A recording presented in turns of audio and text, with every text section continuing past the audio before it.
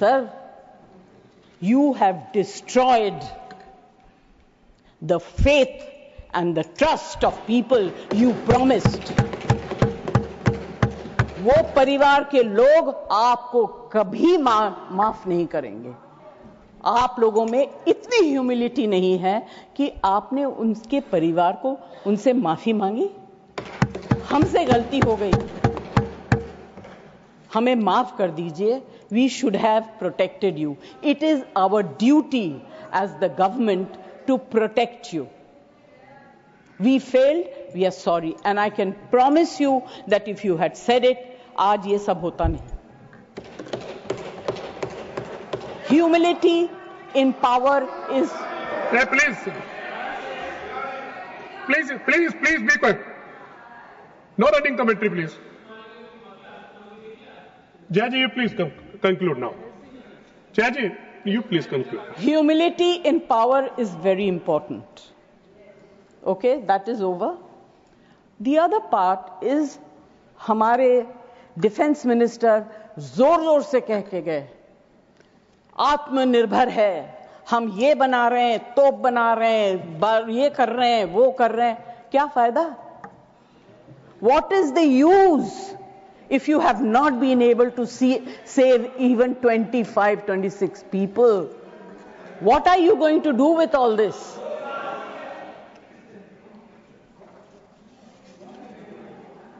Basic humanity होनी चाहिए। गोला बारूद से कुछ नहीं होगा।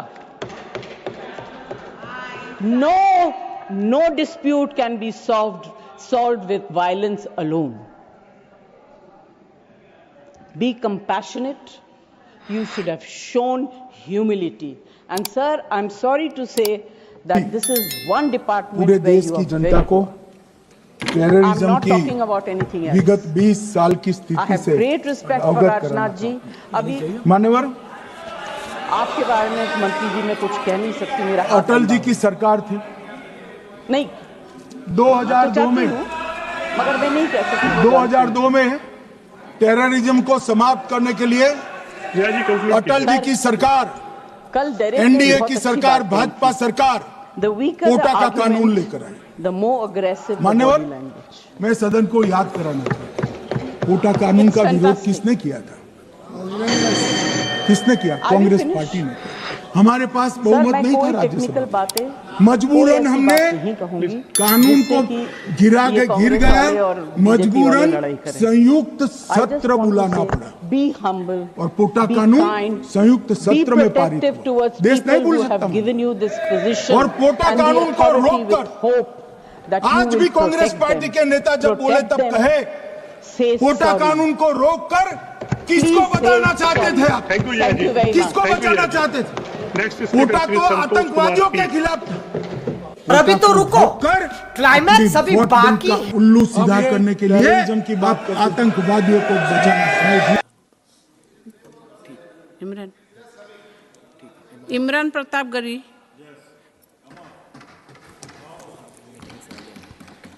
मैम, मैं प्रधानमंत्री जी की इमरान जी, you have 5 minutes. Ma'am 10 minute. You have 5 minutes. We requested chairman साहब, Okay. he allowed 10 minutes. Ma'am, प्रधानमंत्री जी की सैकड़ों बार थपथपाई गई मेज के बीच अंतरिम बजट पेश किया गया और बड़े बड़े दावे किए गए। देश ये कैसा बनाया आपने, लूट कर पैसा बनाया आपने, देखिए जलते दिए भी बुझ गए, अजब दीपक राग गाया आपने। मैम, पूरा सदन अमृत काल के बजट की चर्चा कर रहा है, मैं तो गरीबों की रोटी और दाल के बजट की चर्चा करूंगा। तुम्हारी फाइलों में गांव का मौसम गुलाबी है, मगर ये आंकड़े झूठे हैं, ये दावा किताबी है। मैं इस बजट को अमीरों के लिए पेश किया गया बजट कहूंगा। इसमें गरीबों के लिए कुछ है ही नहीं। नौकरी मांगने वाले नौजवानों पर लाठियां बरसाने वालों, आपने इस बजट में युवाओं को क्या दिया? आपने पुरानी पेंशन बहाली की मांग करने वालों को क्या दिया? सालों से अपने लिए छत तलाश रहे लोगों को आपने इस बजट में क्या दिया? और फिर आपको पूरी उम्मीद है कि पूरा देश आपके इस पेश किए गए बजट पे लहालोट हो जाए, तालियां पीटे, मंगल गान गाए। कैसे संभव है? मैं सदन में खड़ा होकर के इस बजट पे चर्चा करते हुए कहना चाहता हूं कि इस बजट में फुटपाथ पर रहने वाले, छप्परों में रहने वाले, झुग्गियों में रहने वालों के लिए क्या है, उनके लिए क्या है, जो प्रधानमंत्री के किए गए वायदों की बाट जोह रहे हैं। हर साल फरवरी की खूबसूरत सुबह और सजी हुई संसद से बरसते हुए झूठे वायदों की जवाबदेही कौन तय करेगा? कौन बताएगा कि 2022 में प्रधानमंत्री जी जो सबको पक्का मकान देने वाला वायदा किए थे उसका क्या हुआ? लोगों के सरों पर छत देने वाले प्रधानमंत्री जी के जुमलों से अलग उन्हें यह क्यों नहीं दिखता कि राज्यों में बैठे हुए उनके नुमाइंदे लोगों के सरों की छतें उजाड़ रहे हैं? उत्तर प्रदेश हो, असम हो, जम्मू कश्मीर हो, मध्य प्रदेश हो, भाजपा शासित राज्यों के बुलडोजर न सिर्फ लोगों के घरों को उजाड़ रहे हैं बल्कि कुचल रहे हैं लोकतंत्र को, संविधान को, अदालतों के मेयार को। मैम, मैं आंकड़ों की बाजीगरी से अलग हट करके इस बजट पर एक बात कहना चाहता हूं। आंकड़े तो ऐसे हैं इस बजट के, ये कह रहे हैं 4 करोड़, वित्त मंत्री जी 3 करोड़ कहती हैं, प्रधानमंत्री जी 4 करोड़ कहते हैं। पहले तो आप इस झूठ में ही आपस में ही सलट लीजिए कि 4 करोड़ सही है या 3 करोड़ सही है। मैं आंकड़े तो ऐसे हैं इस बजट के मैम कि जो सुने वो बस पथराई आंखें लेकर किंग कर्तव्य विमूढ़ हो जाए। लेकिन झील में पानी बरसता है हमारे देश में, झील में पानी बरसता है हमारे देश में, खेत पानी को तरसता है हमारे देश में, जिंदगी का हाल खस्ता है हमारे देश में, दूध महंगा खून सस्ता है हमारे देश में। मैम, रोजगार, महंगाई, किसान, मनरेगा, पेट्रोल डीजल के दाम, गैस सिलेंडर के दाम, फसलों की एमएसपी की गारंटी, इन सब जन सरोकार की बातों से इस बजट का कोई लेना देना नहीं। हमारे ट्रेजरी बेंच के साथी हंगामा कर रहे हैं। मैं तो कहना चाहता हूं मैम, वो एक बार इनके एक नेता एक गांव में गए और उन्होंने गांव में कहा कि गांव वालों आओ, मैं तुम्हारी समस्याएं समाप्त करना चाहता हूं। गांव वाले इकट्ठा हो गए।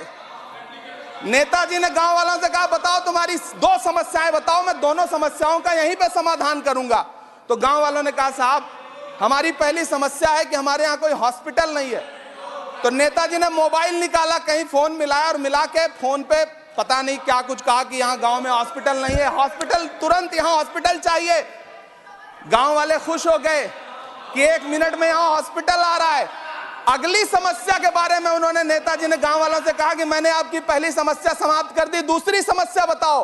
तो गांव वालों ने कहा साहब इस गांव में कोई भी मोबाइल का नेटवर्क ही नहीं है।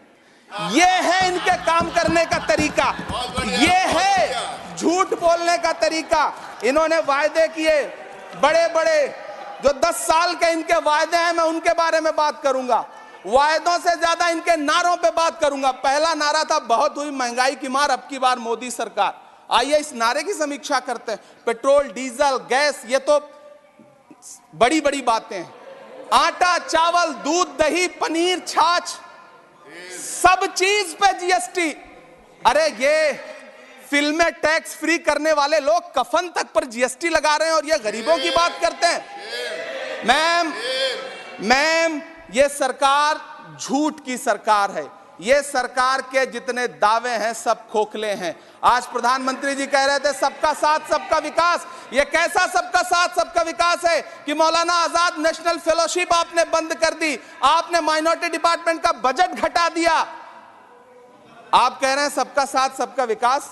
आप बात करते हैं बेटी बचाओ बेटी पढ़ाओ। हमारी आंखें हाथरस से लेके, कठुआ से लेकर के और देश की जंतर मंतर की सड़क वो देख रहे हैं जब हमारी ओलंपिक पदक लाने वाली बेटियों को प्रधानमंत्री की चौखट पे अपना मेडल रख देना पड़ रहा है। इससे शर्मनाक क्या हो सकता है। मैम, कृषि विकास दर जो 2014 में 4.6% थी, इस वर्ष गिरकर 1.8 कैसे हो गई? क्यों हर दिन 31 किसान आत्महत्या करने को मजबूर हैं? ये सरकार उन पर क्यों बात नहीं करती? कीमत तो बहुत बढ़ गई शहरों में धान की, लेकिन विदा ना हो सकी बेटी किसान की। मौका मिला तो लोगों ने कुर्सी के वास्ते तस्वीर ही बिगाड़ दी हिंदुस्तान की, और आज बड़ी बड़ी बातें कर रहे हैं। मैं यहां पर आपसे खड़ा होकर के मैं अंत में इतना कहना चाह रहा हूं कि कि वित्त मंत्री जी ने बजट में ट्रेनों के डिब्बे को वंदे भारत कोच में बदलने का एक प्रस्ताव रखा अपने भाषण में। ठीक है, ये सुनने में कानों को बहुत अच्छा लगता है, लेकिन मैम, ये सरकार ट्रेनों की सुरक्षा के बुनियादी मुद्दों पर एक शब्द नहीं बोलना चाहती। बालासोर हादसे में घायल हुए लोगों की चिता की राख अभी तक ठंडी नहीं हुई है। वंदे भारत के वीडियो पोस्ट करने वाली ये सरकार कभी भारत की जनरल डिब्बों की, रेलवे के स्लीपर क्लास डिब्बों की वीडियो अगर पोस्ट करे ट्विटर पे तब समझ में आए। बिहार से, इलाहाबाद से, लखनऊ से दिल्ली आने वाली, मुंबई जाने वाली ट्रेनें देख लीजिए, उनकी हालत देख लीजिए, तो आपको लगेगा कि ये वही ट्रेनें हैं। आज स्थिति ये है कि रेलवे स्टेशन तो छोड़िए, रनवे पर खाना खिला रही हैं आपकी प्राइवेट एयरलाइंस। अभी आपने जुर्माना लगाया है, नोटिस दिया है एक एयरलाइंस को। यह स्थिति आपने करके रख दी है ट्रेनों की, एयरलाइंस की। ऐसे में मैम, कागजों पर तो आप कितना भी वंदे भारत और बुलेट ट्रेन सर पर दौड़ा लीजिए, लेकिन असल में भारत की ट्रेनों की डिब्बों की सवारियों की हालत देखने लायक है। अगर सरकार खुली आंखों से उसे देखना चाहे तो देखे और उनकी स्थिति सुधारे। आज प्रधानमंत्री जी ने अपने भाषण में यहां खड़े होकर कई बार न्यू मिडिल क्लास की बड़ी चर्चा की, न्यू मिडिल क्लास जनरेट करेंगे। लेकिन मैं तो यहां खड़ा होकर के सरकार से कहना चाहता हूं कि न्यू मिडिल क्लास का जुमला अपने पास रखिए। यह बताइए कि जो पुराना मिडिल क्लास है उसके साथ आप कैसा व्यवहार कर रहे हैं। आज उसकी स्थिति क्या है। आप अमीरों के कर्जे माफ कर रहे हैं, उद्योगपतियों के कर्जे माफ कर रहे हैं, और यहां स्थिति यह हो गई है कि जो मिडिल क्लास, उसकी जो रोजमर्रा की जरूरत की चीजें हैं उस तक पर आपने जीएसटी लगा रखी है। आप फिल्में टैक्स फ्री करते हैं, लेकिन स्टूडेंट्स के प्रतियोगी परीक्षाओं के फॉर्म की फीस नहीं माफ कर सकते। आपको बाकी जगहों पर टैक्स लेना है, हर जगह टैक्स लेना है। मिडिल क्लास से आपका कोई रिश्ता नहीं। मिडिल क्लास तो आपसे कह रहा है कि मोहब्बत, भाईचारे के दीवाने दिन ही लौटा दो, वो सस्ती दाल सब्जी के सुहाने दिन ही लौटा दो। ये अच्छे दिन तो अंबानी अडानी को मुबारक हो, हमें ऐसा करो साहब, पुराने दिन ही लौटा दो। वो पुराने दिन जो बहुत अच्छे थे, वो पुराने दिन जहां लोग एक दूसरे से मिलजुल करके रहते थे। मैम, इलाहाबाद, दिल्ली, कोटा जैसे शहरों में छोटे छोटे कमरों में अभावों के साथ पढ़ाई कर रहे युवा किताबों के साथ गल चुके हैं। उनके हिस्से अधेड़ अवस्था तो आई है, लेकिन नौकरी और रोजगार नहीं आया। हर साल 2 करोड़ नौकरियां देने का दावा करने वाली ये सरकार 10 साल में युवाओं को नौकरियां नहीं दे पा रही है। 20 करोड़ नौकरियों का बोझ है इस सरकार के कंधे पर, और 2024 में देश देखेगा कि उन्हीं 20